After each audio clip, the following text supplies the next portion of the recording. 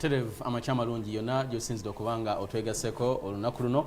Assalamu alaikum warahmatullahi wabarakatuh. Lunaku lwakubiri kavuna akadde katuuka essaawa eno kakasanga bukakasa program yo enganzi the sharp talk ebeerego byomumale ku mayengo ga TV yo eno STV Select for Fun tusinzidde ku kizimbe kitibwa Sky Complex mu kibuga Kampala mu Gombale Makindye okuba particular wane Buziga wetuli okubanga tukuweereza. Nze Haji Kazibu Bashir Mbazira mbeerawo ne timu enene gye tutambuza naye emirimu gino nenga ensonga enkulu ebeera ya Joseph Tamale Mirundi mutabani wa Yohana Mirundi ne Mmole Namatov proudly arrogant yaleeta engombo ya ngalabi ngombo y'okwekuba ku mutwe n'ebirala bingi nnyo ayogedde ku bamafiya okumala ebbanga ddene ddala simanyi wabatuusiza muzeeyi nsanyusa okuba naawe gali naye nfuna amasimu mangi nga bagamba nti temukyawulirwa nnyo mu some programs check it kiri technical find out if it is even technical nze mbategeera nti programu amasanyalaze gavaako bwenvaako ne gaddako bayinza okudda mu byuma byammwe omwo ne babizanyiramu abaki benjogeddeko bonna bamafiya yes nze bwe nategeera nti option zibaweddeko was to plot to kill me. They had reached that? Yes.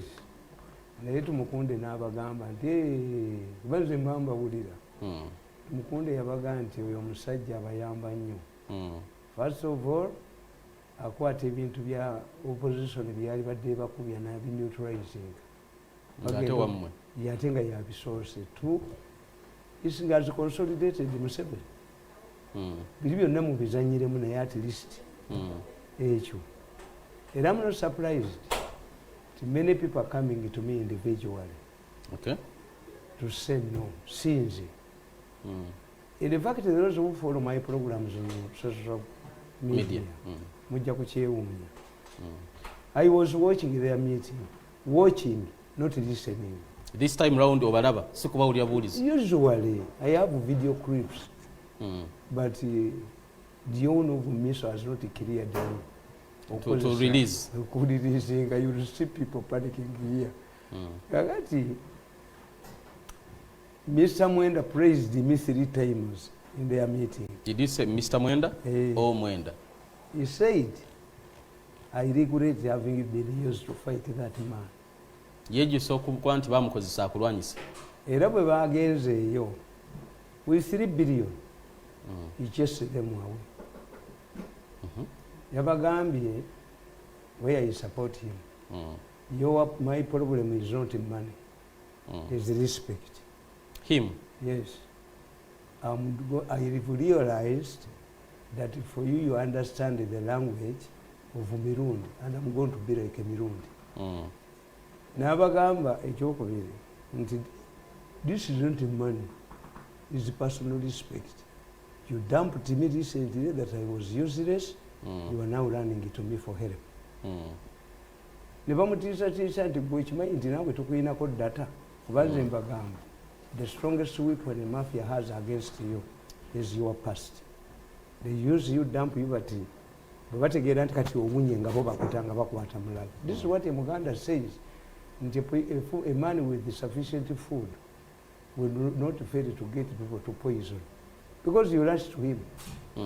As long as these people control the economy, they control the politics, they cannot do without them except me. Nze nabategeera nti bajja kugwa.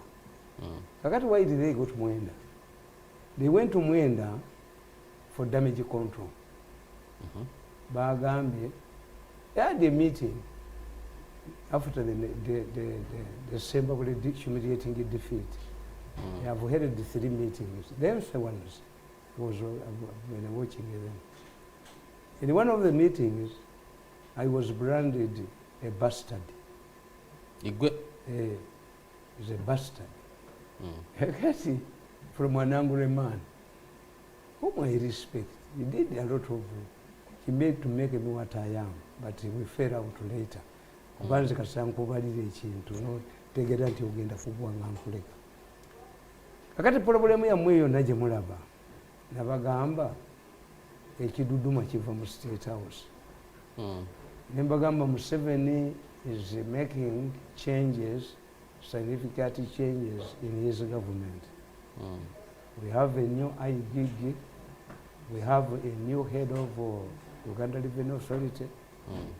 There are changes in the police. There are changes everywhere. Never mafia nabo they are fighting for survival. Nti omuziba gulemeddeko. Era Mwenda yabagambye Mr. Mwenda nti change the way you do things. Using it, people, dumping them and targeting the managers and heads of parastatals in the mobile center in the mobile cover must change if I'm going to work with the again. Kakati, ekizibu kye baakola nti I detected these people early. Abantu bano babadde bakola ebintu byabwe. Bo baalowooza nti I told you when a mafia gang call it a fellowship, we call it's safety, whatever name you give it. Never you full of fellowship, never you full of the name does not change. Kakati mafia fellowship yakola ensobi esooka yakuba abantu bonna ne bamala mu gavumenti neesigaza omuntu Museveni nga ye yabalema nga naye tabalaba. Nze nawandika akatabo kano how to save Museveni saving a tongue from its teeth. What did I mean? Museveni okutaasa olulimi. Museveni alinga lulimi lulina okutaasibwa okuva ku mannyo agaalwa ate naye tebakitegeera nga nakawandiika daba wakamaliriza ku Mande nga 25 Ogw'omusanvu 2018 myaka 2 emabega.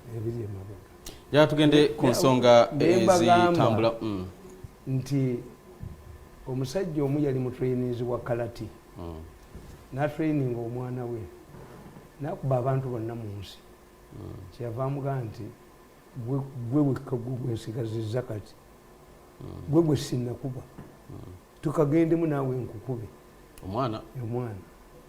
But the trainer, the father trainer, had reserved one tactic gye yamukubya namutegeera nti nze ndi champion ebyo byonna nze nabikuyigiriza. Kakati mafia akazo kalya mukama waako. Akazi kalya mukama wako njagala tutuulire ensonga nga bwe zitambula. Kaluke Sembabule kabaddewo finally Muganda president yakawangudde ayine Sodo yawangudde muwala wa mwami Sam Kahamba Kuteesa Shati Kuteesa. Ka dividing the family ebbiri ezitabika nno zabaddewo abantu baga nti emizimu gya 1908 emizimu gya kalwe gya 8 gyakomyewo mu 1908 mwami Kuteesa ye yawangula Kaguta. Ku mulundi guno muganda wa Kaguta Sodo Kaguta yawangudde muwala wa Kuteesa. Family feud erabika atemeze bumeze obutakkaanya bw'amaka abiri. Nabagamba nti ebyo byonna era Mwenda bamugambye design a program to stop the public from knowing that the first family is divided. You will see newspapers are washing with the stories.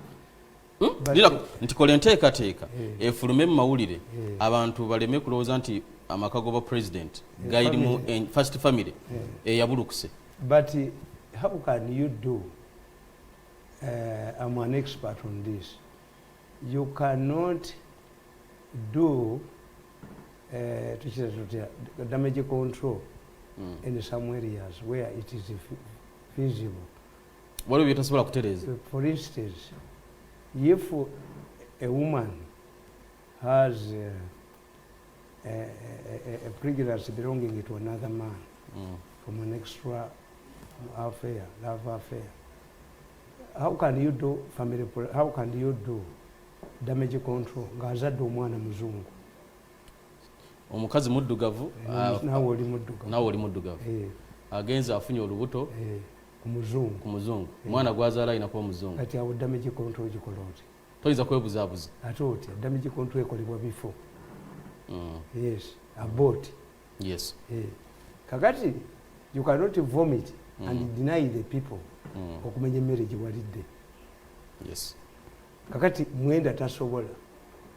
In media practices njaga tulabe ku Kyakuteesa ne Kaguta. Yes. Propaganda. We don't defend undefendable things. Yes, that's why clinic ekulifalinga ku ddwaliro ddene ku clinic teba na mochari bonafa tebakabirawo kabiri eri ewali eggwanika era akugamba nti muliyita ambulance omwana mutwale mu ddwaliro eddene ebwe tebakabirawo kakati mwenda tasobola kukola damage control. The first family has cracked. What's bringing the cracks in the first family? Anti baakuba buli eye Uganda kiki ekibabuluzza baakuba buli muntu ne basigalawo bokka. Nze mbagamba ebintu bisatu. First family gyoyogerako ye eri mwami Museveni ne mukyala we n'abalala ababeetoolodde ennyanfa zivaawa. Kakati bwe bamala okukuba abantu bonna ne babamalawo baasigalawo bokka. This is the problem of Akazu. Akazu means that you've defeated the other people and you start fighting amongst yourselves. This is a curse in Uganda. Yes. But this situation, history does not repeat itself. Fools repeat mistakes other fools made in the past. I don't agree with him. In politics, we say history does not repeat itself. A similar situation emerges with the different players. Yes. Nti ku independence Obote yarwana n'abe Mengo. This situation does not come. See eriwo. Museveni can have problems ne Mengo, but Obote has not come back and Mutesa has not come back. They are different players. They are different players. The results is bazanjawulo. Kakati bano bwe basigalawo bokka ba member of a fellowship. The fellowship is owned by people who are close to the president. Kakati bano baagala ate bamumire. And Museveni is in his retirement time. Tasobola kulekera ate ganga eno n'agirekera power emusiba.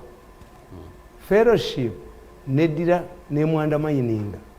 Mwe mubba sente za COVID, mwe mubba gundi, mwe mubba sente z'amasomero, mwe mubba ki. Temukyalina anybody to blame mwe. Ne baga nti omukazi omugezi nga abba sente zabba azisowola mu kooti. Abba abaana weebali. To blame. Abba waliwo omugenyi. Naye bwabba sente mweyagamba omu ADC we nti osowola sente zange mu kooti kuba siina mukazi. Who else to blame? Gwaliwo. Gwaliwo. Omusajja namuga kituufu nzibba siina nnyumba nti walimbuulidde. Tu nabagamba nti bw'owulira omukka omubi nga muli mu kisenge babiri tewaliiwo mwana wakuwaayiriza mbu omwana ono nappi okyuse nappi kyusa nappi nedda you know either tewabaawo investigations mulimu babiri bw'oba sigwe okikoze abali diplomatic just walk away n'omulekera ekintu kye omukyala kakati bano bakola ebintu bino n'abategeera. That's why the fellowship is in trouble. And who owns the fellowship is close gundi abantu. That's why I told you the rebellion is inside the palace. Rebellion inside the palace tetumanyi kinaava mu lubiri tebere palace ku tesoboka anti mbagamba because if cracks are from within anti tesoboka era kisobola okuva munda ne kitwala anti katugambe nkugambi nti bw'osoma akatabo kange kano the state house curse nkugamba nti failure to understand the enemy nti Obote yalowooza destroy the kingdoms. Amini ye yamuggyako. Amini ne yereetera olumbe from Tanzania yalumba Nyerere nga batta abantu mu Kampala bali wano. Kakati denkuga nti Obote too concentrated on Museveni when Paulo Mwangando Itojo and Okero Lutwa were here. Kakati ate ye president ekyo takifunye ategedde bano bakuba abantu bonna ne basigala bokka n'abategeera ani yakifuuye ababantu. The second point, the military. The mafia gang does not have a military. And that's what the professor told this meeting. Umanye abantu bana abayimaginze batano abayimaginze mu lutalo luno. Sembabule elections are just symbolic. We call it politics of symbolism. It is the vomiting. But otherwise, these are the symptoms. Kakati tebasobola ono tebamusobola. Why? He can just throw them to the public. Tebayina maje. Obote deride on the army Amin raidio the army to top of Obote, Muanga split the army into two, Abacholi Navalango, Bano Chetavachina, the military element is not there. Two, Amin Yategero Obote and Tialuz the popularity. Yenaja. A wound Paulo Muanga we arose until the problem is Obote, Yagua. Why? The problem was Muanga. Muanga had killed more people than Obote. And Obote just took responsibility because a wound yali head of state. Kakati element ya ambete dimu, but fellowship teina maji. Two fellowship eti abantu. This is why bagenda ne bamugamba nti mirundi mu forcing abije ku social media. Abantu bajja kututta. Kakati tuli ku STV kwenyini kutulija twetegereza embeera nga bwetambula mu Uganda. Ebbugumu lya byabufuzi nominations abagala okubeera baka parliament bwatabawo kikyuka ziriwo ku lunaku olwa bbalaza 12 n'olwokubiri 13 mwezi gwe gumu guno gwe tulimu ate obukosa abagala okukwata bendera ku bibiina ebyenjawulo ba independent ku nsonga ya president naku z'omwezi 2 ne 3 November. Gatunuliddeawo njala tuyingireko mu mazzi g'ebibiina by'obufuzi ebyenjawulo nga bwe bitambula. Now, nga bw'oyinza okulaba buli kibiina ky'abeefuzi olwaleero kirina ebiwundu bye kinyiga okuggyako ebitono oba oliawo nga tonnaba kuwulira nnyo kivaayo. Bw'onaawulira ekiri mu NRM bali mu kwogera, bw'owulira ekiri mu NUP bali mu kwogera, bw'owulira Democratic Party ebiriyo nayo biwulira, FDC ebiriyo, okuggyako ANT eya Mugisha Muntu ne UPC ndowooza ne Justice Forum oba ne CP kikulembera omukulu Ken Luchamus. For some reason bo tebadinawakulirayo DP. So DP ina challenges zayo tamale kyekikosa ebibiina by'obufuzi across the board naddala ebiwulikika nti by'amaanyi abantu tutula wansi ne tukola strategy. The fellowship is lucky nti ina professor. I hope you won't say that bamafia bebatabula ebibiina by'obufuzi. Fellowship, the people who are going to dominate Uganda's politics, a new dawn nabaga nti Sembabule is the way of today.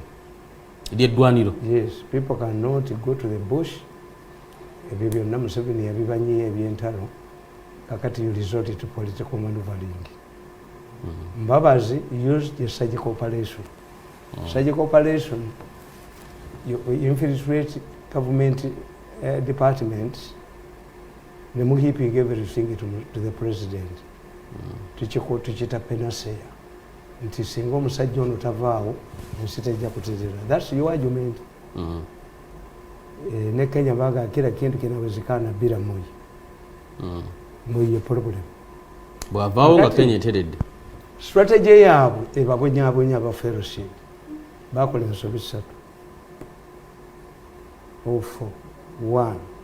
Stealing from the public. $400 million the president negotiated to fulfill his pledge, manifesto pledge of supplying power to 400 Gombololas zikyalemi. Bagenze ne mu kooti abo bennyini nti leya muziri mwazaagala teyina buyinza ne gubasingirayo. Kakati okubba mu public kitegeeza omubbi omwenzi n'omusiru ne tourist bakola ekintu kyekimu. Omubbi omwenzi omusiru n'omulambuzi. So if we undermine Museveni's projects, are you not overthrowing him? Are you not taking Mbabazi? Kuba Mbabazi yalowooza surgical operation omusajja katumulize. Tuli ku political parties n'ebizibu byezirina. Tugende e Namboole. Funa badelegates abanamujjako e Namboole. Mr. Chairman, you have kept us for the last 40 years. Why don't you retire and supervise us like Nyerere? Seconded, because these are lawyers. A lawyer believes in the easiest way. Documents, legal, good issues. That's why all of them are failed. Kakati ekyokubiri kye baakola ne balowoleza mu parliament. The parliament can impeach Museveni. Kubanga term limits zaggwawo, cap ya 75 neggwawo. Kati the only way okuba Museveni nga Mbabazi bwe yalowoleza mu delegates conference bano balowoleza mu parliament. We should control parliament. Kakati ensobi eyokubiri gye baakola to antagonize Mr. Mwende. They had compiled a list of candidates to be sponsored by the mafia gang. Their argument was nti bwe tukontrolinga parliament bajja kutukwatako fe tugenda okubanga tusalawo tutwale ababaka abaffe nembaga it is futile. This is futile. Why? You cannot control human being. Omuntu bw'omujja mu bwavu n'omuwa gundi kyobalaba bo bwe bakozesa togaggawala kubanga ojja kuva mu loole eri ey'okutuma. You now become empowered. Era kyekutegeeza mu kalulu k'Isembabule somebody rang Tango Doi. I've been saying Tango Doi was brought by some people to place it in the road. Batuliku STV mkwano gwange. Nkugamba. Yes. Nti omusajja yakubidde Tango Doi n'amugamba, Tango Doi, do you remember that I brought you, I plucked you from Makerere University to do my work? Yes, I did. I know. Declare somebody in Isembabule. Tango Doi said, yes, you picked me, you plucked me from university to do your work. But did you sign my appointment letter? One day, the one for the omulimu, nesigo wa signing. He refused. Agano okolera kati bano kyebatamanyi nti Kiruba yakwata mwana wasa. Levi mwana wasa. Yali agenda okufa mu myaka ebiri. The doctors had put him his life to only 2 years. Namutekako vice. But what he forgot, the assessment of mwana wasa's survival was based on mwana wasa as a private lawyer. Sente kati amufuula president yawangala emyaka 5 okusuka ko ebintu bali balowo. The state started treating him. Yes. Kakati ne Patrick Mwanawasa kye yakola, he subjected the Kiruba government and his colonies to a humiliating corruption campaign. Ng'abantu tebalaba sente zemujjanja banazaali coveringa. Kakati n'abantu balowooza nti batwale abantu wa era bo mu resolution yaabwe list yaabwe cutting across the board. In fact, the fellowship tells you that in the case we see nti NRM tajja tukolera tuwagira opposition. That's what they go for. That's what they did. In the case there are two people in the opposition nga twagala kuumu ono abadde agenda okuwangula tumuyita ne tumusasula front emyaka gye 5 tuzimuwera n'atayingira kalulu. Kakati I always tell you the battle between the rapist and the victim is concentrated on one particular part, where the rapist wants to penetrate and where the victim wants to protect. Wabera vita. Kakati munu kasita president yakwata ku list ya mafia gang ajikubye yonna. That's why all parties zikifunye ebivudde mu NRM bimansikidde ebibiina by'okufuza ebirala yonna onakuba list y'abano. Kyovulaba nti ekibiina ekyammwe ekya people power kyasikira bali abasajja nze nabakubuza, why is it that Bobi Wine is isolated? Why is it that whenever he goes to court you don't see Besigye, you don't see Mugisha Muntu? Bo baali bagezi tebayingira mu lutalo lwa Paris. That's why they have peace, some sort of peace. Ekibiina kyammwe ekyaddira kalusu wa DP nekimu list y'abano nekiyingiza mu people power. Why? The battles like the battle that started in heaven between Lucifer and God bwajja kunsi kyobula nti tokola damage control. The expert of God, Angel Gabriel, failed. That's why for us we know what happened in heaven. Kakati in the garden of Eden. Yes. Kakati bano wonna we baalagadde baga nti ife Jerican smells paraffin, buli kyokozesa amazzi ago gawunya paraffin olw'ekidomola ne bwogafumbisa caayi ne bwogafumbisa emmere ne bwogakola ki. Kati esosi ya mafia fellowship yekubya ebibiina byonna baba gye baava n'oba mafia baabwe ne bayingira ewalala batekayo ba candidates to fight in the parliament. That's why I tell you nti the Sembabule issue ekutegeeza ebintu bingi if you are in the know. It is alleged nti president yagamba onaliba okuteesa nti retire from politics. Ye kuteesa n'agamba kandeete muwala wange ngende ku seeke nkiikirye Buganda. Kati he made a mistake. Why? In politics, political power is influence and advantage. Once you lose one of them tokola.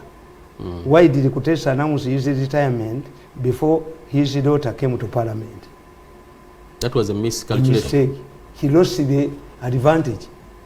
Is like saying, a man tells you about that pregnancy of your man and I marry you. If you are about and he does not marry you, you've lost it twice. Omusajja n'agamba omukazi nkwagala naye oli lubuto naye olubuto si lwange sooka olugyemu nkuwase. Why don't you say, I will abort after marriage to create space for your baby? Yes. That's where Kutesa lost. Kati ne mukuseke takyatuulayo.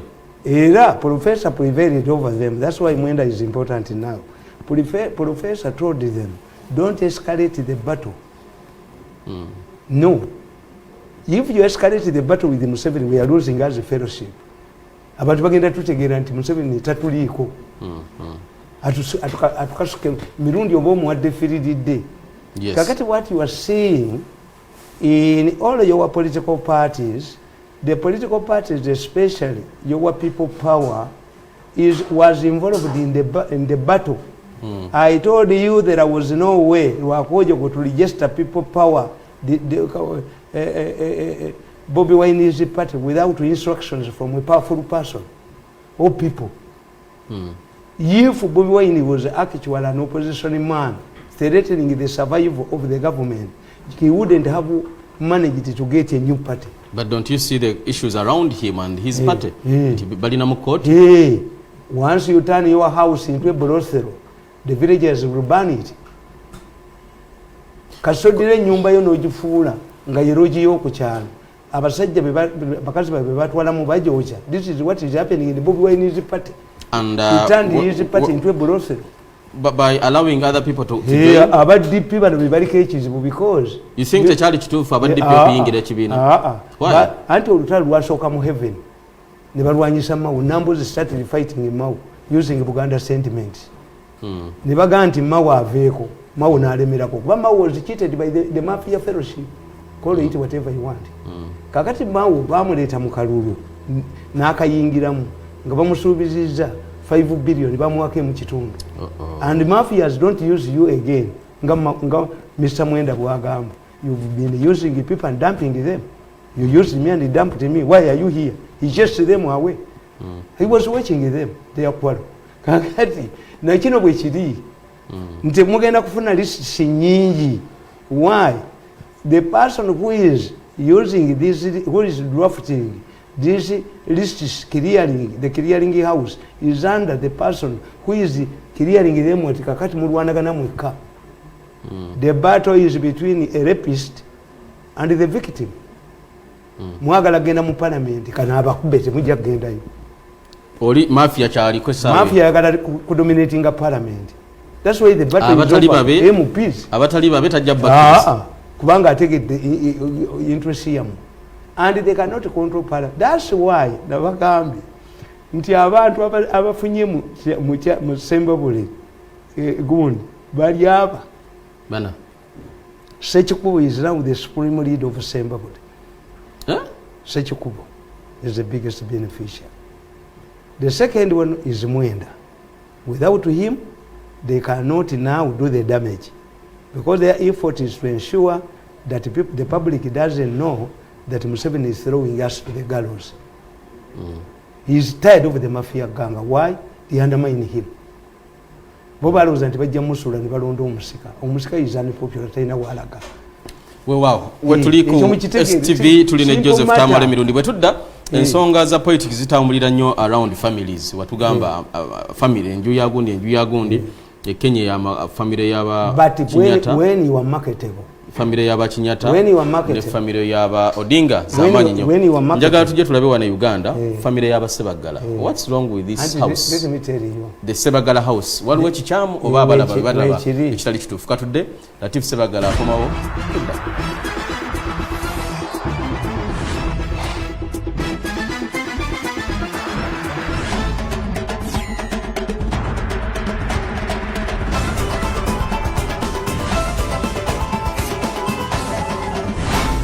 Thinking security. Here is your #1 security solution provider, Cyclops Defense Systems. We specialize in a wide range of security solutions for individuals, companies, schools, and businesses such as security systems, cybersecurity, executive concierge, child protection, investigation, data protection, defense training, career self-custody, among others. We also have accessories such as investigation pens and glasses. Find us at Plot 2 Mviro Lane, Apartment 2B, Kololo.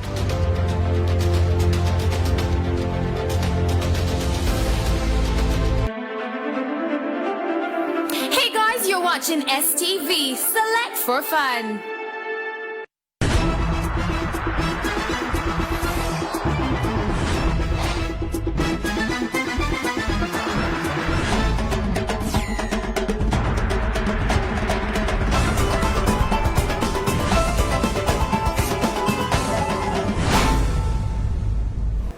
Webale kubanga okyali naffe ne Joseph Tamale mirundi gwe tuli ne program The Sharp Talk nze Haji Kazibe Bashir Mbazira.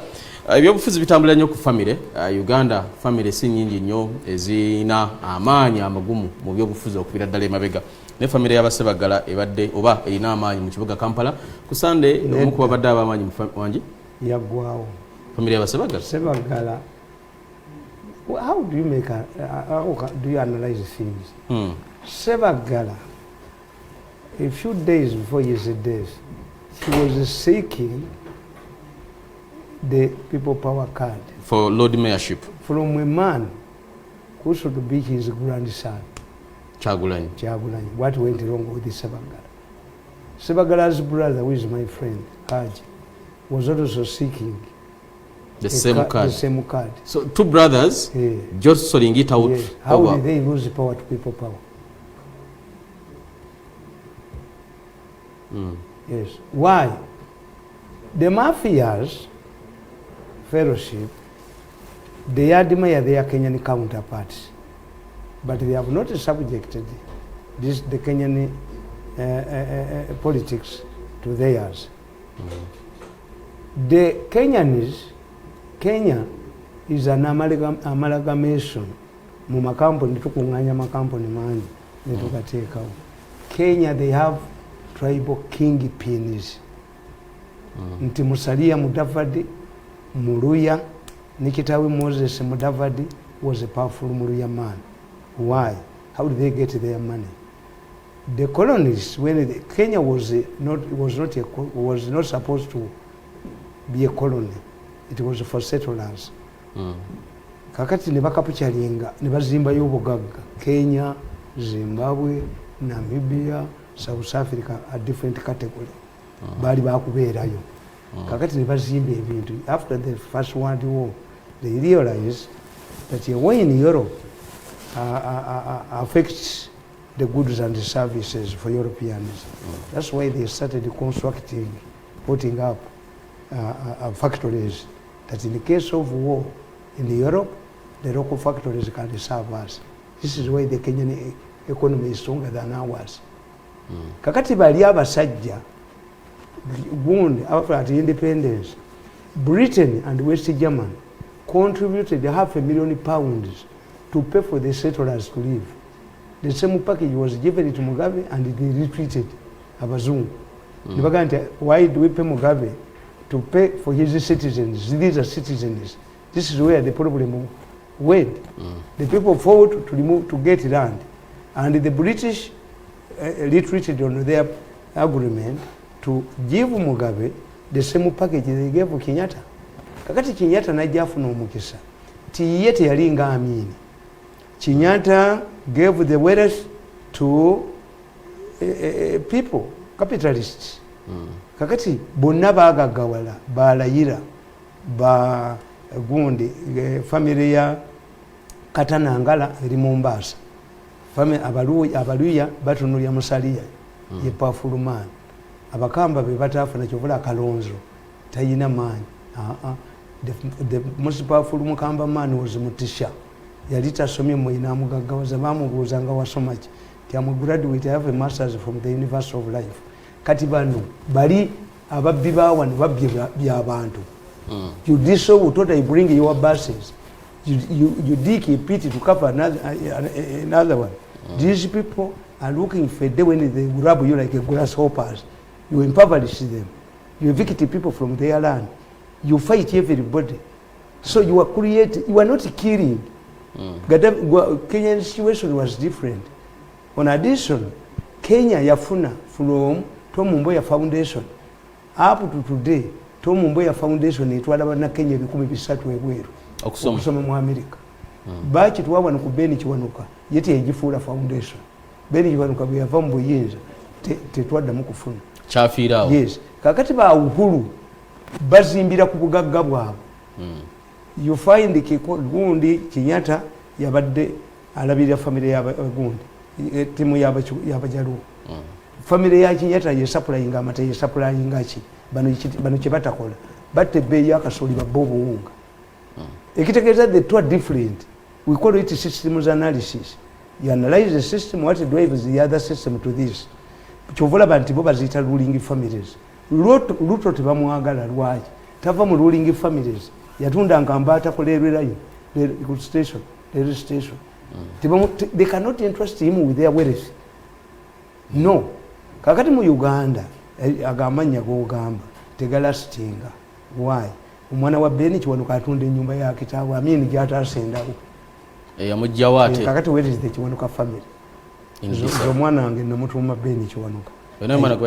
Yes, I didn't see Beni Kiwanuka, but I consider myself a Benist.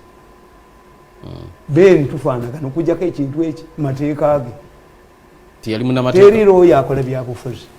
Mbabaze failed, Grace Ibingira failed, Gundi bano bakutesa ba failed, why they are haunted by the Mwami Lukwago is successful as a lawyer. Yes. Boba lowoleza mu biwandiiko, we shall go to court, we shall do this. Kakati bali abasajja be Kenya basobodde okumaintaininga family zaabwe. Nti bagaba, what do these people do? How many billionaires or millionaires have these people created? Mwenda yabagambye nti nina obugagga naye sibufunye mumu. Sabagala family and politics. Eringa ya Beni. But Latif Sabagala wali Nabila Jebali Basaida Bonga bajja yes. Bagenda okufunira mu wali awo. Nakugamba nti abasiraamu balina clearing house. Balina nyumba ya Kakungulu. Kakungulu yanyumizaako omulundi ogumu nga tukyali bamukwano. Nangamba nti abasiraamu bazze wano bana. Muhammad Mayanja, Serunjoji, there was also a woman, and the lady Namugozi Katereka. Wawali Chaddondo. Nga bagala genda mu CA n'abatuuza Katereka ebyafe byawedde President Museveni fa abataka atutwala. Do you know that there was a law in CA that even those who don't understand English would go? Interpreters. It was targeting Pataka, and I told the Kabaka, this is targeting your people. Yes. Baba Sadi Rumusangonga Jemuri. I told him, and I was young. Look what is this situation. What if Aba Federal Nabagua, as they did? Mukwanuka Jakuga Jevitu Babiagala. The Kabaka wrote a letter thanking me.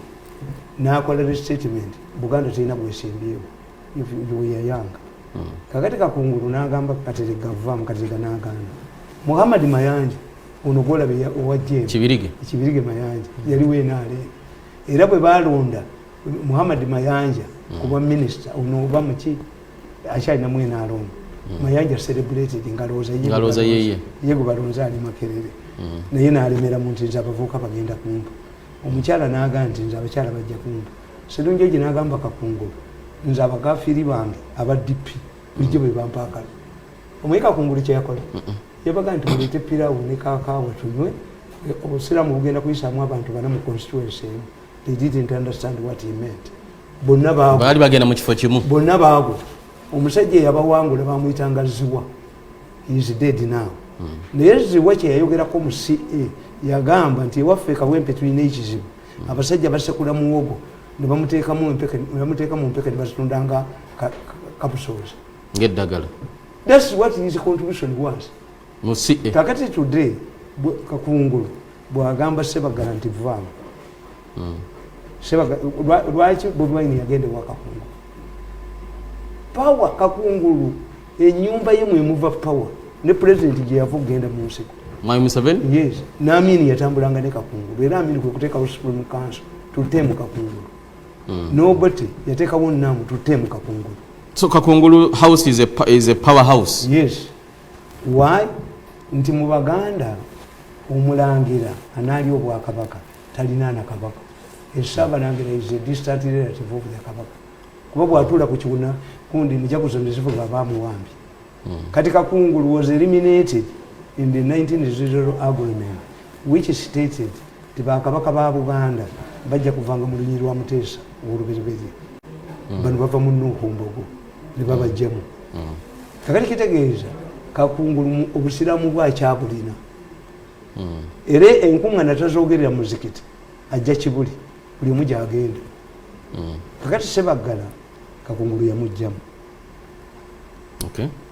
kakati Sebaggala bwavaamu afunye advantage the sympathy vote abazze okuziika Seya omanyi mwe what you don't know about Baganda these people don't know about Baganda Muganda forgives you kasi ategeera nti baali bakozesa they incited the people against me Bukedde for 4 months avuma Nalweso avuma Nakalema avuma Kabaka avuma Kibisogo to incite the people against me naye abantu baagala n'omwana ono abakoledde nga nennyina baali bamwokya if Kakoza Mutale dies today, I don't wish him death. People will mourn him.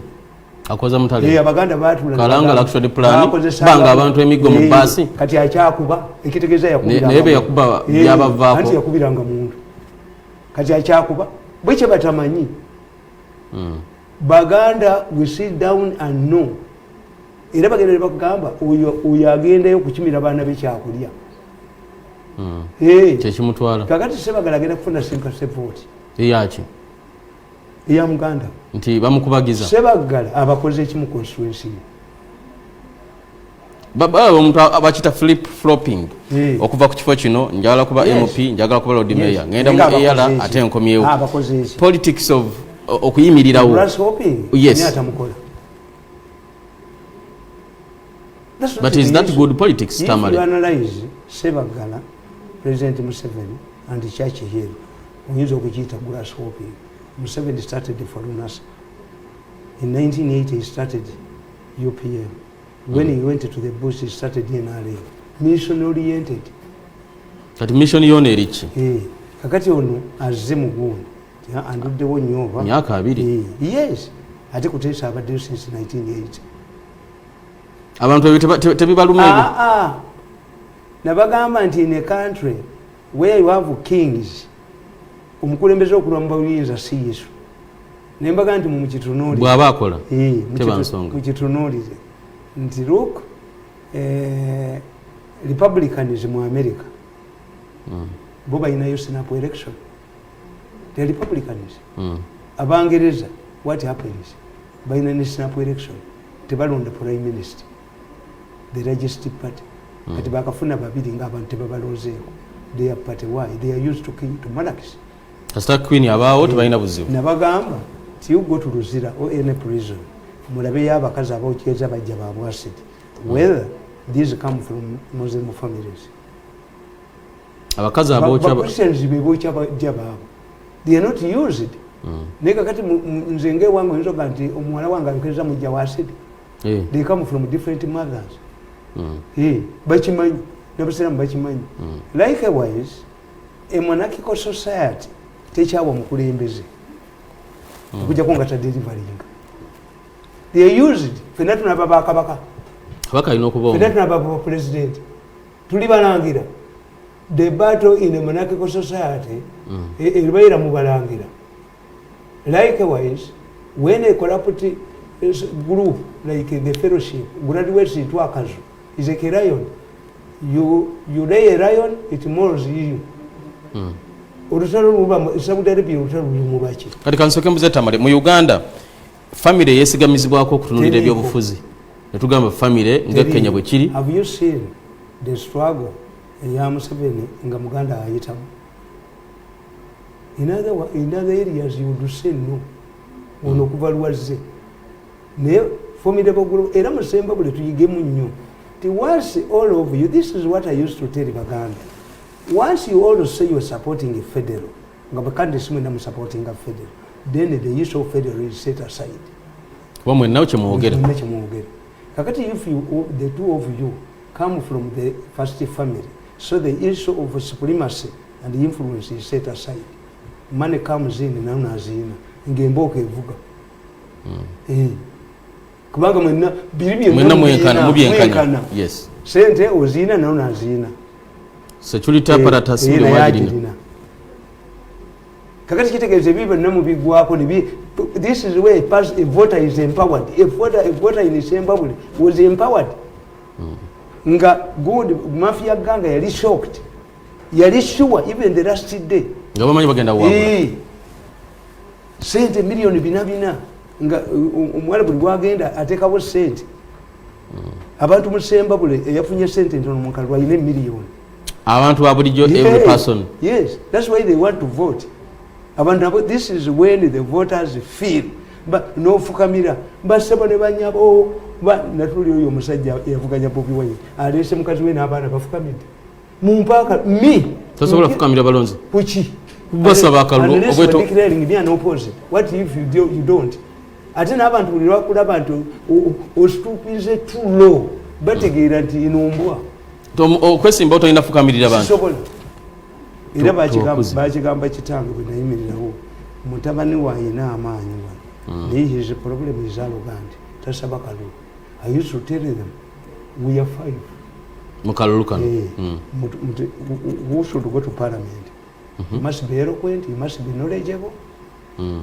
Kati mwabo mubajjemu nze nabaleta ne propose nembaga mumanyi banabogera oluzungu mayembe nangazi namala emyaka 5 tayogeddeeko afuna sitting allowance kutwala kabina ke mudire amasomero ga secondary school babawe topic babogereremu mu debate wali wakikola wano nga mwakirese okukakasa oba asobola okunyonyola ensonga kyogera mu parliament nti ye kati kunganya amasomero ga secondary school ogogereremu before you go to parliament kandi badde kasengejja era kyekibaliko kakati kuba amateeka agamu tegayina fixed position.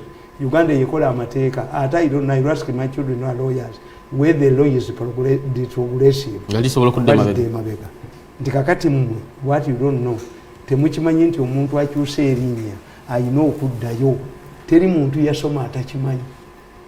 Lwaki togenda wa registry Makerere oba mu university yonna n'omugamba ti erinnya lyange liteekeko mirundi certificate ye wajja nayo okuva mu P7 yejje kugoba yegoberera. They talk about women. No, si women. Nti omukyala ayinza okuba yafumbirwa nga lwaki wakayima yaluzinga ku Ssebunnya mannya nga yes alias si wakayima tiririiko. If you want to change your name you go to the commission of oath n'okyusa erinnya ne bakulanga ennaku 14. Kakati bano olw'okuba mulimu be bakwatiddeyo abaabo baleeta etteeka mu parliament. Baleeta etteeka mu parliament mukyusa amannya mulayire nabagamba we are going to have a general election after the general election bagenda bawaabira etteeka lisoma 3 times mu parliament mugenda kikola lino lyasomye gumu kati mwetegekere genda mu kooti era basobola okuddamu ne babisazaamu. We shall have a general election after the general election. Is the role is progressive teridda mabega etteeka lidde mabega. It's progressive. Yes, kakati kitegeeza bakwatiddwayo but where were you? Parliament yali luddawa kuba baabwe bakwatiddwayo. Even change the academic people, you can even change. That's what I tell you. Nti mu parliament ya muje muzanyiramu oli ne bwana agenda nga individual by individual ne bafuna 2/3 majority they will amend the political parties act bagambe ti bwe mutuuka mu parliament ne mwekuŋŋaanya mukikyusa ne mwekolamu ekibiina mu parliament kasita banga balina majority abenyumba egiddwamu eddirisa ataaka mawoli. We don't change politics study for gamblers. Museveni is not a gambler. That's why the gamblers lose to him. Museveni is not a fumbler. No. You had 5 years to rectify all this. Abaganda bagamba nti have you did the enemy sneak into your house like a snake? Wazenga musota. Where were you? You are not talking about women. No, it's not women. We are not having elections for the first time. Why are you saying that this time around you need to amend the law? Mwakyusa etteeka ne mugamba ti abakyala balina okubeera na affirmative action nga balondebwa electoral college. lwaki ku olwo temwakyusamu nti n'omukazi alina amanyi neyagattako eryabba. Some of your people have been blocked kati mupapa kubanga you have a parliament. I don't want to associate with that parliament gye bayita obuyisi nekola parliament eyinza kukola teeka. The court yabagamba when Mbabazi went to court yafunayo ekintu kimu kimutategeera. Mbabazi abalamuzi bagamba make the following reforms before another election. What does it mean? Kyali kitegeeza nti Mbabazi yali apuluviza ekintu kimu nti akalulu kategekebwa bubi. Ekyo kyo obujulizi bwe n'omusango gwe byakikakasa. Nebaga make these reforms. Akalulu akaddawo kaleme kukosebwa. Which means you carried out an election under these loopholes. Tebakitegeera nti Mbabazi kooti yali egamwa byakalulu. Yes. How long did it take these people to make reforms? Almost 4 years. Era jali reforms zali zirali. Ate nga n'abali mu parliament tebabuuza reforms ziriwa kuba bonna bakimanyi nti olwokuba tulina parliament gye bayita n'ekyusa amangu ddala. You don't discuss the issue of taking a human head to the speaker's office kubanga bali bannanye ekyo bakijje ne mawulire. Era wakitugamba nti temujja kuddamu kiraba mu mawulire. Tekijja kubeeramu. Omusajja yatwala omutwe nga gutwalira speaker. Yes, yatwala omutwe nga gutwalira speaker. Kyabula kati yakyogerako. Kyabula. Makerere University, an idiot comes and says, now let us divert to fire brigade. No. If the man is interested in reclaiming his land, every building he will put there, musoke musotinga ekiri ekizibu. If this man he wants to burn evidence, he will steal again and burn it. Let us tell us where do you find the side director who cannot solve any serious issue in the country. Abataka wesa n'abalamuzi tebasiru n'oleeta banenkeera n'oleeta wozi Kawesa killed 10 times. No. Ku STV kwetuli tulina Joseph Tamale mirundi amasomero gagenda kuddamu oba gagenda kuddamu ba candidates batugamba 15 naye obubonero tetubulaba. There are no signs. Nawulira ba mafia nga boogera bagamba mumanyi akati kyetuba tukola tumubbeko Kasayija naye Kasayija bwalirinnya kwa Shigita Matia Kasayija Minister of Finance. Tell you something bagamba nti international gundi spy networks zinkozesa. I don't know any of those people. My machines are based in Moscow, Russia. Did I study in Moscow? Amasomero Kakati nkugamba tiba mafia bagamba kyetuba tukola radio baziba abanyambise swaga. You don't have radios, you don't have TV sets. Katumale okumulamu katono nnyo bwe tudda ne Joseph Tamale birundi atubulire ku nsonga y'amasomero okuddamu kwago oba awo n'obuta tetumanaba kubanga tutegere enteekateeka simanyi gy'oli eyo kiri kiti olabawo obubonero bwonna ti abaana baddamu oba byakwewuunaganya. Tudda the sharp talk.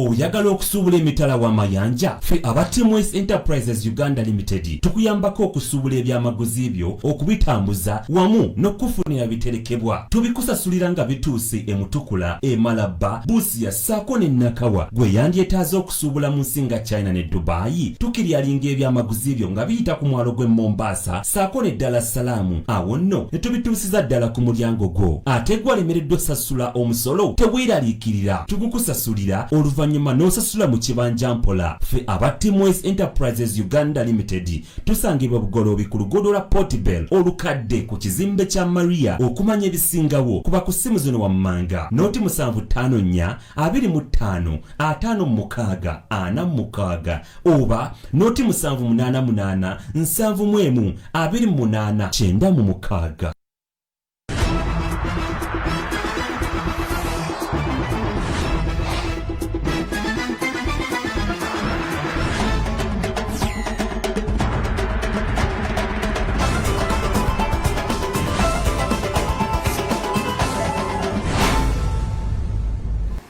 wetuli webale kubanga otugoberera yonna gyosinzidde okubanga oli muganda wange Segirinya akutumidde ssebo agambye nti ndabira nnyo muzeeyi Segirinya yes gaye kwali kunakulaba Mr. Update zembadde semwagaliza parliament yes and I'm honest mutabani wange yakola party jo bamukolera party nempulya ndi ne bad black bali I didn't attend mutabani wo yes what's the source tamale mirundi junior what is the source of this money ku birthday tewalinyayo kasi birthday company yange yali alochinga company okay I registered the company this is my company nika sanalaba nze samu wa sente ne mutega mutabani wo yazijewo tugenda okulala lese bad black and once you see bad black we are but gundi ani ababalamu Uno kula tamale mirundi junior aline bad black ebifaananyi biga nya but I will handle him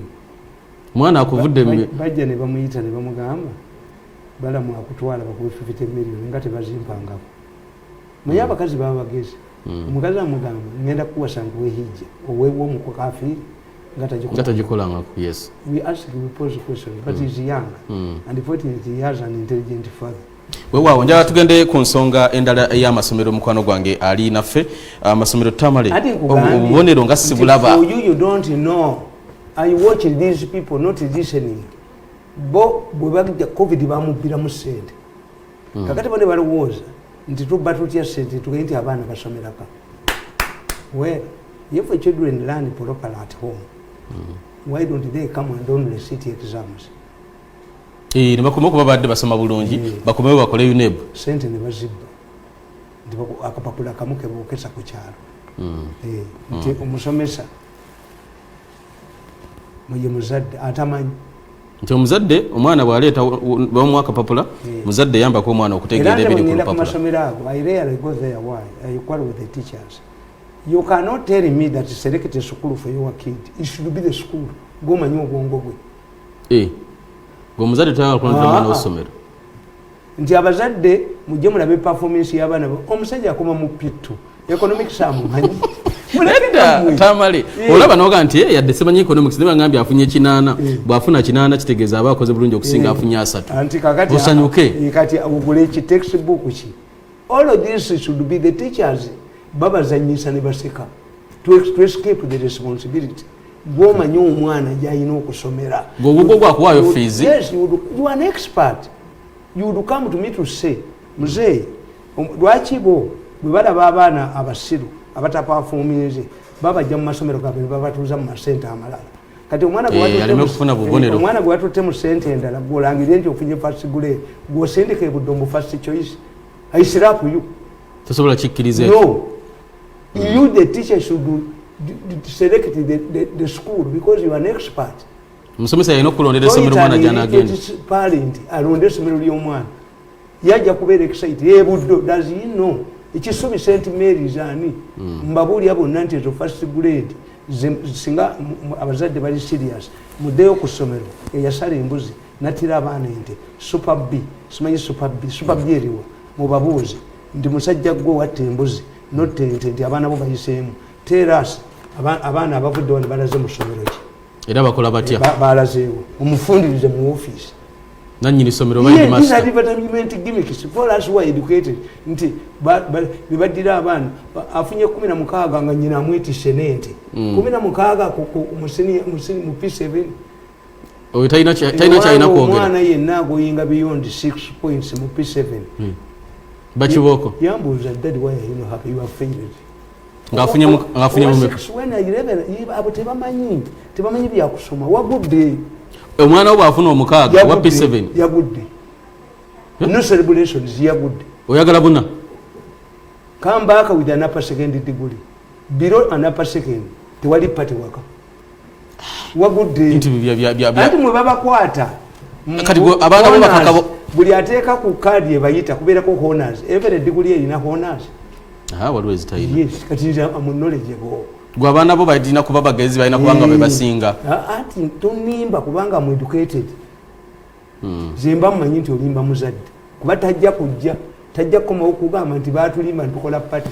abaana bayise guidelines ez'amasomero amasomero gagenda zisobola nkugamba nti masiki sanitizer amazzi social distance mugumu. They didn't know that COVID will be here for a long time. Tamale mu bimu ku guidelines minister yatugambye ekulemberwa mukyala Janet Kata Museveni nti abaana abagenda okusoma tebakkirizibwa kulinnya boda boda kuba bayinza okufuna obulwadde, tebakkirizibwa kulinnya taxi bayinza okufulirako obulwadde. Nabagamba nti abasajja abo okwagala amasomero okudda baali batajetinze 150 billion. Kakati president abagwamu nga bo baagala amasomero gajje gamale wiiki 3 abaana baddeyeeka. Banka zaabwe zifune sente ku account abazadde bakaabe. These are capitalists. No mafias. A capitalist takolanga bano. Era mwenda yabagamba you must change. Ne professor abagamba nti enziba gye tubba musi yaabo. Bwe baali baagala. Kakati president abagamba sente ezo kasajja zaayina $1 billion zinyambeko okugema abaana okukebera abaana ba UPE. Because if you buy a textbook for my good, you have declared it on a how can you at the same time afford a testing between us at Mukaka? Okay. Kakati nebaga nti somebody on record in their meeting when I was watching them told them they don't bother about this Museveni. Nazino billions $1.5 kasajja kazire abiye kazimu why you put up a task force. Naye omusajja yagamba arrogantly nalese testing kits $2 million ntadde wa ambulance mobile clinics era kubba sente za Museveni. Yes. Bwe batagulawo sente bazibbi bwe bagulawo and the operating SOPs. How can you say that a school you closed yourself needs a certificate to open? You are now talking, I laughed, that a government task force to inspect the schools. When do you did you have a monetary nagamba kakozoe? You are talking rubbish. You are telling the private schools to pay their teachers. What have you done? Ekibiina ekyabasomesa bakiyita bati UNATU. Did it contribute akawunga to its members? Do you know that the president yajiwa $1 billion musako yabo? Who talked about this sako? Nga balumba National Security Fund era bajibi. Wakakamba tu waliwo negundi omudala abadde makerere beba kasita obulabo obuvuko obwo ng'omanya mafia these are foot soldiers of the mafias. Kakati what you say for me I say honestly as a parent the situation is impossible. One, to reopen schools. Most of the schools are dilapidated. They were not maintained. There would have been a maintaining unit to ensure that the buildings are stable, remain stable. Two, when it comes to testing, kumwana wa UP ave wakana agenda. Kitegeeza ne bakadde be bateeka mu isolation center n'omwana takoma waka. That's what the president said. Tibangamba abajasa abali mu training imbaje ninga no stop them from interacting with outsiders. This is what he did on the trucks. Put the trucker drivers in isolation centers. Babaleka. Were they manned by military police? No. Bamalaya ne bajingirawo. Babakwata. The more infections, the more money they get. Ngabadira embwa zaabwe nga bazitwala mu isolation center etalike balya. Obunga babutaddemu ettaka. Kakati today omwana ono tomuganda kulinnya boda boda. No, nga mama walinnya boda boda. Kuba mama jagenda mu kikuuba akole ng'omwana talinnya boda boda. Ate bakagamba but they are developing the vaccine. Mwali mukoze yeki no you sensible Ugandan can accept to be tested with the vaccine. Nga tugambye kira bajiwandise kati ya ababbi akawunga simanyika ababbi. What have you, all of the money you are using? Tukoze eddagala ly'enkwo babbe neza Museveni zaafu. Kati you can test once you lose credibility is like virginity. You lose it once. Whether to a rapist, whether to a madman, whether to a future husband. God has not destroyed it to you. Wewa ku STV kwetuli mukwano gwange webale kubanga ochatu goberera tulina Joseph Tamale Mirundi muzukulu mutabani wa Yohana Mirundi ne Mole namatovu okugenda maso n'okutunulira ensonga ngabo zitambula yalowooza kulula kyali skeptical unteekateeka y'okuggulawo amasomero alowooza nti Kenyatta Uhuru Kenyatta declared a dead year. You are not the only people. So you would be in for that. Naye bano baagala okukola ssente nti oli alina 2 million kits alina mobile clinics bebiri bo babbiramu ogundi ezo SOP. They will even direct which hospitals have been given powers to test. Wano omusajja Nasaasira naye ba ssente baziteekawo. Nasaasira nga minister transport yaleeta gundi speed governance. Okay. Ne baleeta eya twakita edduka ne baleeta eya tuleera edduka. And these speed governors zaali zigula ku gundi $5 wano mu Uganda nga ziri ku bukadde 3 Nasaasira. Kakati I came out and fought to these people kuba I was in the taxi. They were even considering to bring speed governors kubatambuza ebigere beekoona nnyo. That was they look whatever a calamity as a business opportunity. Nti enzige tujeyo millions of dollars $3 ukulete nyinyi. But who did it? The enzige were defeated by General Kavuma, by UPDF with a bomber. Ifuiro muddo. Si nyonyi ne ngo sente zo badusena zo and nobody questions. Nakati bali wali akasente. Nakati bali. But no, I have not seen an animal. Nine endiga, nine embizi, nine ente, nine embwa. Nena ndowooza nti endiga nsiro. Endiga tegenda ku ttale ng'omwana waayo asigadde.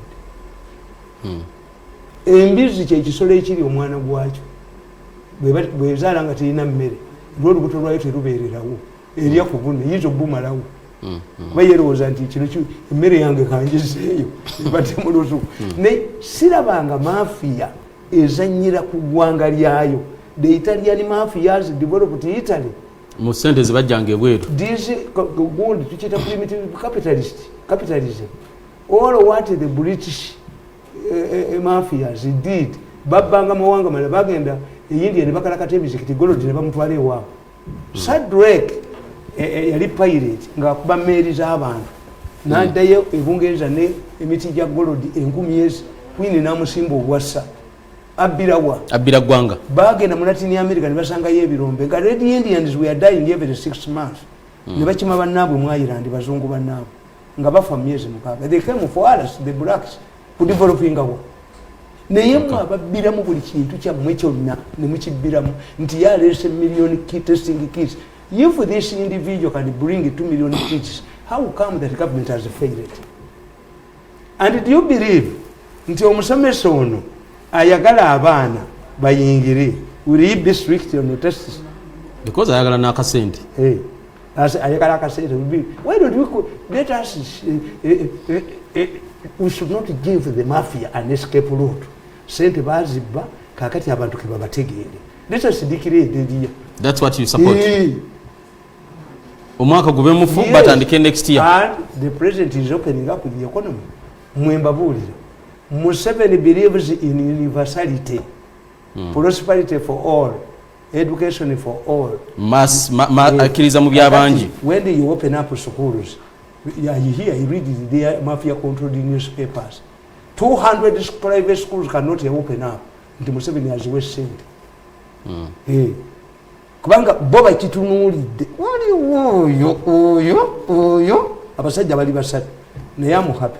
Museveni is telling them because nabaga nti Sanzu yagamba nti their time comes when you board people's heads. Niwe yazika ku mitwe gy'abanno. Era nabadde nkugamba nti the coming of Sodo in parliament is going to change the politics fundamentally. Huh? Yes. Muganda wa president okujja mu parliament. Banakabira bamuzanya buzanyi bwe bati muzeeyi. Lindako Sodo okugenda mu banagenda mu parliament. Tubigenda kuba bya bulijjo. Apana. Mukazi wube yali yonga byali bya bulijjo. Janet Kataha nga akiikirira aberuhama. This is a different situation. Moyi bwe yajja mu buyinza yali ava mu Bakalenjin. At that time it was the smallest tribe. Yes. Abakalenjin balina gundi nyingi. Balinga basoga. Bano bakinafu abaganda bali gundi ki. Kakati moyi yatunuulira Kikuyu mafia. Nga yamaanyi nnyo. Moyi yasooka nga emmotoka ye ebeera mu Charles Njonjo. Moi did not change Kenyatta's government for 5 years. Cabinet abantu beyasangamu. Moi retained Kenyatta's colors in the circulation. Moi did not erase anything belonging to Kenyatta. He was weak. Era naga nti ngoberera nnyo philosophy. Obufu. Portraits nga ziri mwezi. In fact, recently mu Kenya bakomeza sente za Kenyatta. Zasigala mu bank. Olumu yameze. Yasooka n'abalinda. Naye Moi was helped by 2 people. Yaina cousin brother we Makatu. Makatunga ye tali mu government. You don't need to be a minister. In politics, what matters, influence, political influence and power is measured by the distance between where you are and the source of political power. Nakugamba wano, singa Prime Minister Lugunda, Vice President Sekandi, bakugamba nti nkutwala olabe President ekiro, muwala wa Museveni nakugamba nti nkutwala nkeera, ogwalaji. Linda Kotini, ogambe singa mwami Lugunda akugamba nkutwala leero ekiro. Ne Vice President Sekandi nkutwala leero ekiro. Muwala wa President agamba nti nja kutwala enkya. Mulabe, omugezi akolaki? Alindani. Alinda obudde ne bukya n'agenda n'oli owenkya. Ali ku chat ya politics. Muwala wa President talina kifo kyonna. Yes, why? But they have powers. Why? They see the president informally. Gumulaba formally. Lugunda ajja kuwedde kika 15. Bw'oba olemeddemu ng'owa protocol ajja. Ategeeza oyingidde programu ye. Naye muwala wa President anyumya n'abaana be ne bazzukulu be ng'owa protocol awuuba engalabi. Kakati Sodo is going to help Museveni. Nti tajja mulimba. When Sodo messes up himself like these people who have messed up himself, a new regime will target members of the first family. So I know kwegendereza. You know, is Sodo on a mission to parliament? I know chimututte. Executive. Sigenda bugenzi mpaka parliament. Museveni yakuleetedde muhoozi. Abakuleeta muhoozi mwali kugumusa. Tugamba era muhoozi project ye. Mwali gambye ekyo. Naye ng'abaana abamwe mwebali. Kakati Nankabirwa abadde alimba president. Bano bonna abaagala okuwamba president mwabagenda mu parliament. He has a reliable listening point. In Sodo. Era naye kyembagamba. Bagamba mirundi aganye sente mirundi tumutte mirundi ki batukidde mikwano mbagamba ekintu kimu. I've no quarrel with these people, but I have identified with the president abantu bajja kututanga government bagisudde. When you are traveling in a canoe with the stubborn son or daughter of the owner of the canoe and he started wrecking the canoe, throw him into the water. Mwina mujja kufa. Nawandika akatabo the wisdom of a fisherman. Fisherman bagezi nnyo. Omusajja ewaffe bamuyita Sekabugaali yafudde recently Matiya Mujusi. Amuyita amutumisa Sekabugaali. Ennyanja abavubi ab'amagendo bafuna eryato. Gomenya eryato eritika loole. Eryato ne kugendako loole libadde ne ng'eva Kisumu ejja Kampala ejja gundi hiding places za. Yes. Nagamba gundi oyo Kabonero yabba amanda gaffe nalideeta amanda we. Bob Kabonero. Nakwata Bukenya ne bagenda China. Ne batekayo millions of dollars. Ne batuga nteri mulala aleeta amanda tugagula. Amanda agaledi. Nengende wa Kabonero ne munga nti otunda nnyo. Okupola tugo mu business. Nti egasibe ye ya losing. Tetubawana sente. Waffe tegaliyo. Twabawona n'obbawona. I told Kabonero. Do you control the rate? Nti olina kinayitako namala kwebuzibwako. Kabonero gonna yagaleeta. Mwagayisanga eyo. Would you lose? Because we have alternatives. Kakati abavubi bwe babeera ku lyato balitikka ne basigalayo bwe kati. But their science buli omu atuula ku bya munne. You throw in my summit, I throw in your bicycle. Tatuula ku bibye.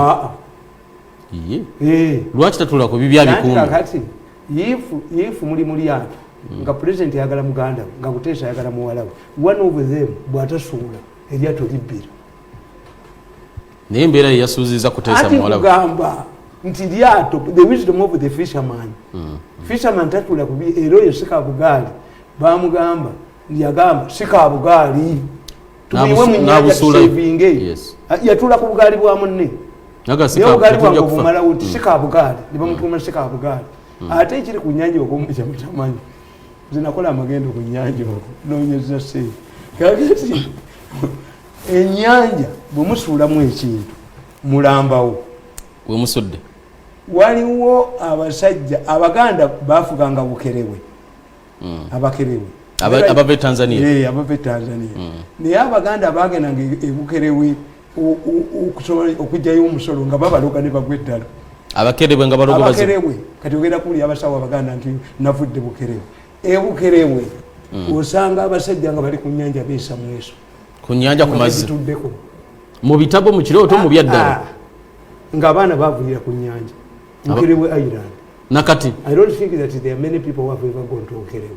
If we are there, we are not more than 3. Nosanga omwana yavulira ku mitama letuleke kakati abakerewe they can retrieve anything from the water including the needle empiso kati abamagendo mwe mulambawo obulambi ne muyita abakerewe ne badayivanga ne babibagirayo this is the role of the bakerewe on the Victoria balogo bazibu and the good divers kakati bano that's their biggest challenge. Can you throw nti mwe mutugamba tibesije yasigale Museveni aveeko musolo winge mwenna buli omwatale buli omwata lwaki gwe oyagala akubyasigalewo ate mu mweso yasigalawo bwe bakubya akakyala yagenda bwe bakubya ebikonde yafuluma abiri bye basula ettawulo so kati the moment you fail to understand this nature of politics from other sources nti bano bakola bate temulina kipya kyemuleese ruling families mu Uganda kati Sebagala when I teach my children mbagamba learn from Sebagala. What are the lessons to be learned? Sebagala's problem, Sebagala is a lucky man. Politics, business, soccer are determined by luck. Omugenzi. But the problem is you cannot understand luck. Omukisa tebagutegeera. Museveni is a lucky man. Nti buli omugezako mwepankirako mulwana mwekka. Ba Paulo Mwanga balwana bokka. Whoever has tried to fight him is lucky. Sebagala was a lucky man. At that time, okukwata edduuka lya Publicana ne balimuwa. Mwalimu ebyobugagga bingi. At I was told ti Nasolo okumujjako edduuka balwanira mukazi. Sebagala yatwalayo a better car than Nasolo zika. Mulembe gwa Amini. But many Nubians believed that Sebagala was a Nubian. Yabamu owning. Yamujjako edduuka. Naye era akayamuleeta. Yava ku mudaala Nakasero najjajja koki. Nafuna eddaala. Naye because of his education limitations abadde afuna emikisa ne bagimujjako. Nti Sebagala eyagenda nabba ebikyokole bamulinda. Kusawo Entebbe wanegwanga nelisanyalala. Sebagala eyagala nti yasoma Mabike n'amukwata. I would have been disappointed in Bobi Wine awadde Mabike ticket. Mabike at one time would be arrested and charged with the cause of death. Mabike yakulembera an educated man, a lawyer, yakulembera Sebagala n'abaana 10 bagende bamenye UNEB bagiwe certificate ya Sebagala. 10 people were killed. Nina ogambe wandinyize nga abanupu bawadde Mabike ticket. Yes. Lwaki tayina busobozi. Mabike n'alekawo constituency nga bamafia bamugambye afuuke meya wa Kampala. Ne bamutuukiga yagendinga nga yeroya wa Pioneer Bus. Ne bamukasukawo. Bone batema. Kakati Sebagala, who said that he never went to school, that the government emunyigiriza kuba bamutya. Sebagala bwe yagenda ebweru teyasoma. Sebagala gawuli najirabi mbokedde. Education. The faculty of education Makerere University ya Muganda. Agirese degree nga tebagula gawuni na degree certificate. Olaba gawuni ne bamanya nti the man who caused the death of 10 innocent Baganda hooligans who went to break into UNEB, not to go where the university where Sebagala went. Sebagala kira kumajala ka saso na. Era bukenya namubba ko sente. Olubalo was abamufuna. I saw Kutesa and Mbabazi competing over Sebagala, who brought him into NRM. Mbabazi nagamba I saw Sebagala during the wounding at Muforonasa, yali musajja avuga taxi ya yero. Kutesa naganze na muleeta. Nga yije isirikidde. Sebagala nayuza TDA. najja mu delegates conference NRA Nambole nabaga nti I was sent there as a spy. But how has he ended? Sebagala bwe yaserenga government survival n'agenda embalala okuba rallies. The turn up was overwhelming. Do you know what government security did? Sebagala is the only opposition leader who has ever been subjected to live bullets. Back Italia motoka, meaning that man was a sharp shooter. Matala. Yes. But how was he ended? In people power. No. Sebagala was taken to people power by the mafia gang. Nabana abalala bano badipi bakazungu, abazungu obuzunzi. Banamulindyamu. Bakazungu banamulindyamu. Tayira. Bobayita. Kakati they have lost. They've lost. Njaga tunulira. Sebagala's conclusion eri nti combine the two. But someone will say nti after all the ensobi eziyinza okubanga zakolebwa omuntu finally yamala n'alaba ekituufu n'agakangende ku ludda lw'abantu. Let me settle in Nup mbere n'abantu. Waliwo akatabo Kenya sajja yawandika n'agamba yaweereza Katonda so nali mu Bible nga sacrifice akola buli kintu kyonna najja yavuwala akati bwe yavuwala n'agenda ew'omusamba musamba ne gumugamba nti yavuwadde ne gumusekera ojja kati ye Katonda gw'obadde oweereza amaze okuvaamu nze n'akuyamba kibula abasawo Abaganda bagezi bw'ogenda ew'omusawo Omuganda no there is no violence. Abasawo Abaganda teri ambulance. Abasawo Abaganda tebalina ddwaliro ddene. Referral tebalina referral. So when you go there tebalina referral sabo nti ekigaana wano tukongedde. Tebalina document nti Muwanga yazuula kino leeta nkebereko nze ntandikirawo nze mukasa. Okusinziira ku kibadde kimuluma tumuwaddeko lina eddagala. Analyze the system. Omusawo Omuganda talina referral ye yasembayo. Taweerezako wa musawo munne. Yes. Tebalina speciality edda balina speciality nti abaloga emisango babanga balala abakwata ababbira ikemi gokwata ababbi nze nkwata ababbi oli musawo Muganda nze nkwata ababbi is a family tie oli musawo Muganda neje jange yakwatanga ababbi. Okay. Yes. Ebyaddala tamale. Yes. Okwata ababbi tosobola kumpa ekintu kyalina ogenda nakyo nkusekerera kusekerera emmotoka yava Kenya nebagandi mubuuze Kasinji babbi emmotoka yange wano Kamunyimpya nebagitwala Kenya omusajja bamuyita disco nga yakabba emmotoka 10 kuba Kenya yawera Kamunye teziriyo. Somebody told me recently wa collect twavudde ku border ne tutuuka mu Nairobi twalabe Kamunye bazibba wano bali bazibba wano Kigege nga tezibeerawo nabbe yange naye buli weyagipaakinganga akasajja kaŋŋamba nti omanyi luno oluzungu oluswayiri si lwa Nyerere luno oluswayiri lwawo Wamoyi emmotoka eri Wamoyi Kenya.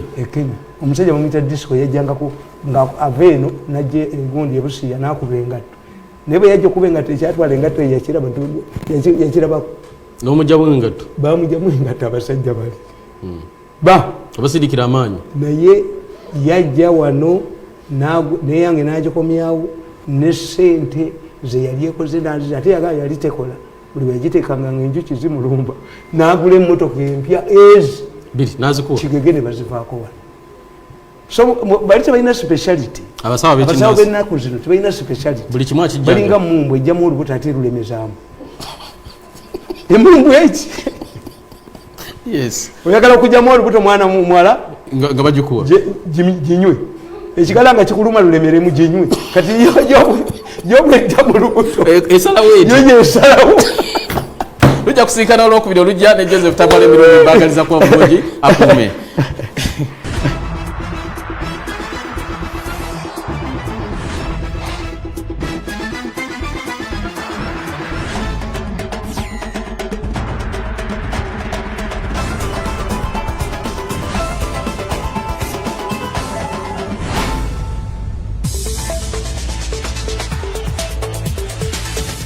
Ebirowoozo by'owulidde mu pulogulaamu eno si bya STV abakozi baayo oba n'abagiddukanya wabula bya muntu ssekinnoomu. STV erungamizibwa ekitongole kya Uganda Communications Commission.